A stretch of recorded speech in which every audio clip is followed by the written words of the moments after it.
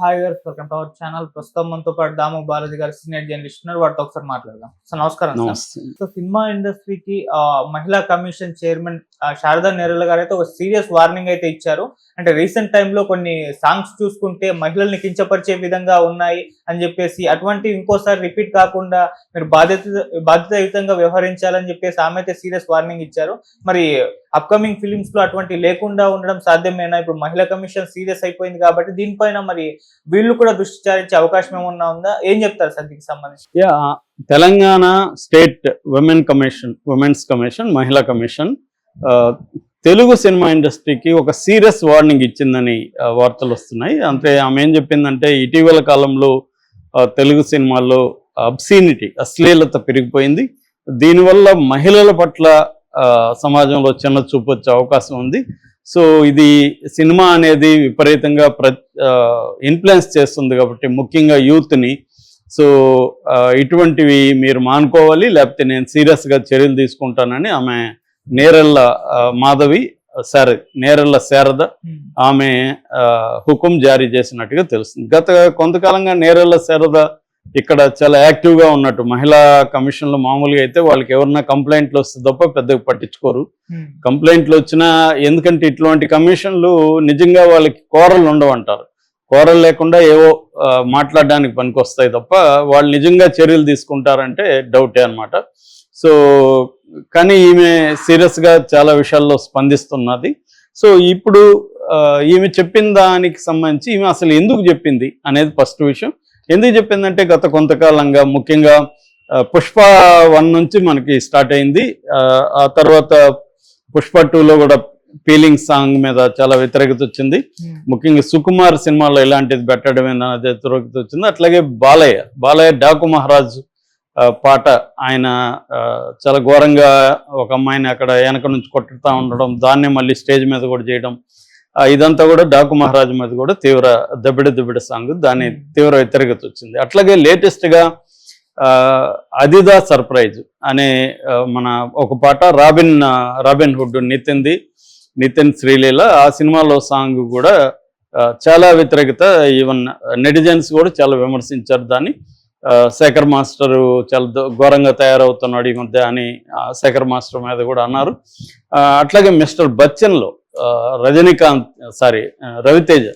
Raviteja mister బచ్చన్లో ఒక అమ్మాయి వెనక జోబీ బిట్టించి దాని కోసం కావాలని అక్కడ చేయిలో జోబి ఇవన్నీ చేశాడు. సో ఇవి చాలా తీవ్ర వ్యతిరేకత వచ్చింది, జనాల్లో కూడా వచ్చింది. దాన్నే ఈమె రిఫ్లెక్ట్ చేసింది. అయితే ఇక్కడ ఇండస్ట్రీ ఏమి స్పందిస్తూ ఉంది, ప్రజలు ఏమనుకుంటున్నారు, ఈమె ఎందుకంటే ప్రజల అభిప్రాయాన్ని కూడా అడిగింది, దీని మీద మీ అభిప్రాయాలు చెప్పండి అని కూడా అడిగింది. అట్లాగే ఈమెకు లీగల్గా సినిమాలో ఏది ఉండాలి ఏది ఉండకూడదని తేల్చే అధికారం ఈమెకు ఉందా, అంటే ఈమెకంటే ఈ మహిళా కమిషన్కు ఉందా అనేది కూడా ఇప్పుడు చర్చకు వచ్చింది.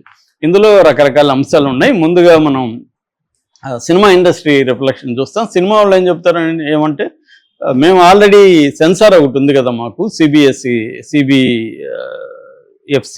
అంటే సెంట్రల్ బోర్డ్ ఉంది కదా ఫిల్మ్ ఇది certification. So central board of film certification ఉన్నప్పుడు వాళ్ళు మాకు సర్టిఫికేట్ ఇచ్చిన తర్వాత మీకేం హక్కు ఉంటుంది దీని గురించి మాట్లాడడానికి, మీరెవరు మాట్లాడడానికి అనేది లీగల్ పాయింట్ తీస్తున్నారు. సో లీగల్గా ఆ పాయింట్ కరెక్టే. ఎందుకంటే సిబిఎఫ్సి ఉన్నప్పుడు, central board of film certification ఉన్నప్పుడు వాళ్ళ కోసం ఒక బాధ్యత ఇచ్చారు. దానికి ఒక చట్టం ఉంది, సినిమాటోగ్రఫీ యాక్ట్ 1952 చట్టం ప్రకారం ఈ సెంట్రల్ సెన్సార్ బోర్డు దాంట్లో సెక్షన్ 292 ఐపీసీ కూడా అశ్లీలాన్ని డిఫైన్ చేస్తుంది, ఏది అశ్లీలం అని. సో ఇవన్నీ ఉన్నప్పుడు ఈ మహిళా కమిషన్ ఎందుకు స్పందించింది, మీకు అధికారం లేదు, మీ పరివీళ్ళకి ఇది రాదు అనేది ఒక వాదన. రెండో వాదన మోరల్ యాంగిల్.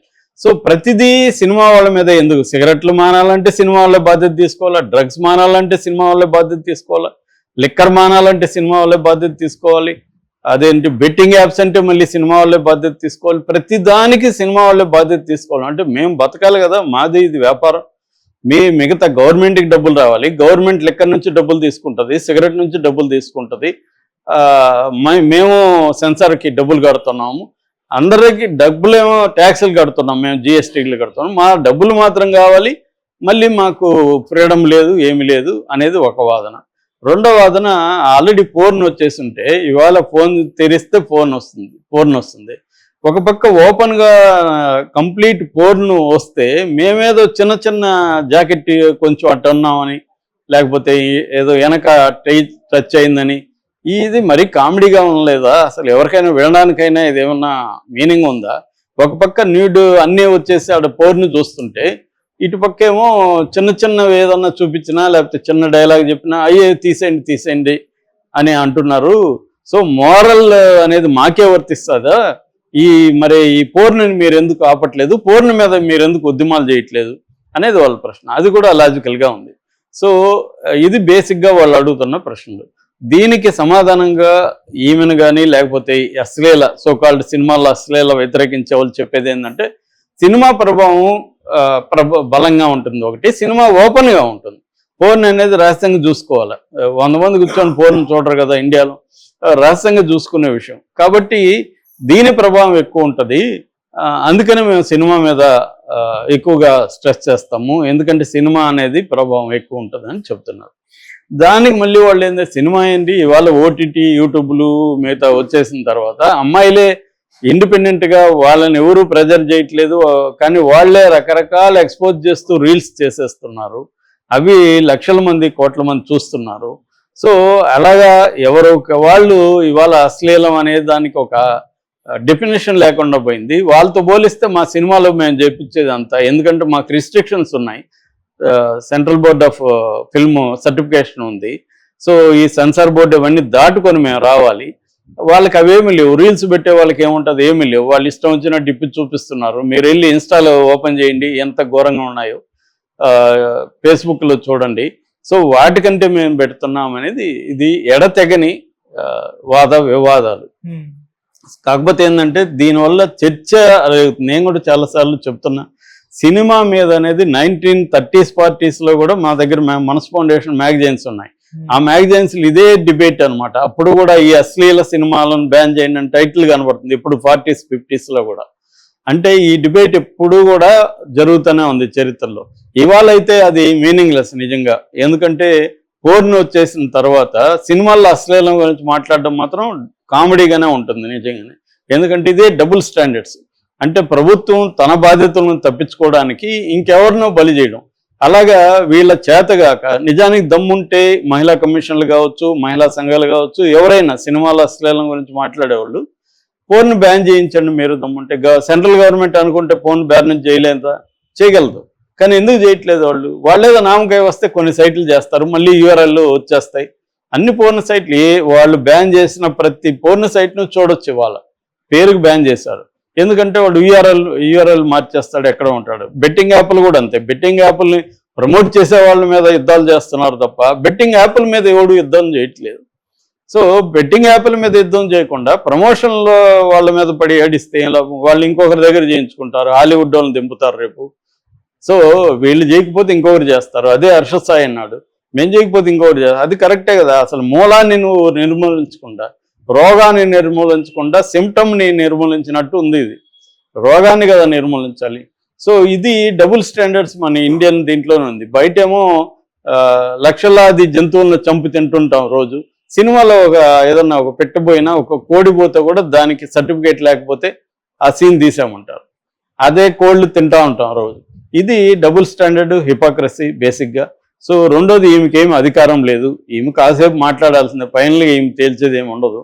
సో ఆమె చర్చకి దారి తీసే విధంగా ఆమె మాట్లాడింది తప్ప ఆమెకేమీ అధికారం ఉండదు. ఈవెన్ కోర్టులే ఒకసారి సెన్సార్ ఇచ్చేసినాక మేమేం చేయలేమని కోర్టులే చెప్తున్నారు.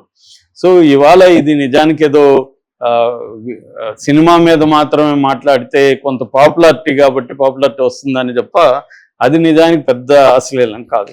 కాకపోతే ఏంటంటే స్త్రీలని ఎలా చూపిస్తున్నారన్న చర్చ మాత్రం ఖచ్చితంగా ఉండాలి. ఎందుకంటే స్త్రీలని ఇప్పుడు దబ్బిడిదిబ్బిళ్ళ సాంగ్లో చాలా స్త్రీ అంటే ఆమెను ఏమన్నా చేయొచ్చు అన్నట్టుగా బాలకృష్ణ ప్రవర్తించడం, బచ్చన్లో కూడా అదే.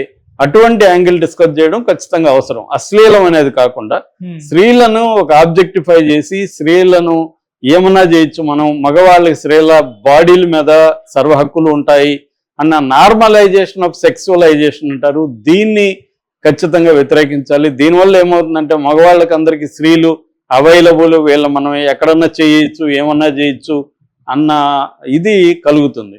అది స్త్రీల రక్షణకు చాలా డేంజర్గా మారుతుంది. ఆ యాంగిల్లో ఖచ్చితంగా సినిమాల గురించి చర్చించాలి. అంతే తప్ప అశ్లీలం అనేది వాళ్ళ కామెడీ టాపిక్. ఎందుకంటే ఒక పక్క పోర్ను ఓపెన్ చేయకపోయినా చేసినా సెల్ ఫోన్లో వచ్చేస్తాయి. దాన్ని కూడా ఆపలేని పరిస్థితిలో ఉన్నప్పుడు సినిమాలో మైల్డ్గా ఉండే వాటిని అశ్లీలం పేరుతో అటాక్ చేయడం అనేది మీనింగ్లెస్. కానీ స్త్రీని ఆబ్జెక్టిఫై చేసే ఇదే సినిమానే కాదు, అనేక యాడ్లలో కావచ్చు, అనేక విషయాల్లో స్త్రీని ఆబ్జెక్టిఫై చేయడం అంటే అర్థం ఏంటి? మనం ఎవరైనా ఆమె వస్తువు, ఆమెను మనం అనుభవించవచ్చు, మన హక్కు ఉంది అన్న ఆబ్జెక్టిఫికేషన్. పూరి సినిమాల్లో అదే కదా ప్రాబ్లం. ఆయన కట్ చెప్పేసాను, నేను లవ్ చేశాను కాబట్టి నువ్వు చచ్చినట్టు నన్ను లవ్ చేయాలంటాడు హీరో. అదే కదా అన్ని సినిమాల్లో హీరో ఏంటంటే నీకు సంబంధం లేదు, నేను లవ్ చేశాను కాబట్టి నేను డిసైడ్ అయ్యాను కాబట్టి నీకు ఆప్షన్ లేదు, నువ్వు నన్ను లవ్ చేసుకోవాల్సిందే అన్న ఇది ఖచ్చితంగా దట్ ఈస్ ద ఆబ్జెక్టిఫికేషన్. అట్లాంటి వాటిని సీరియస్గా వ్యతిరేకించాలి తప్ప ఈ సో కాల్డ్ అబ్సీన్ అనే దాన్ని వ్యతిరేకించాల్సిన అవసరం లేదు. Okay sir, thank you so much.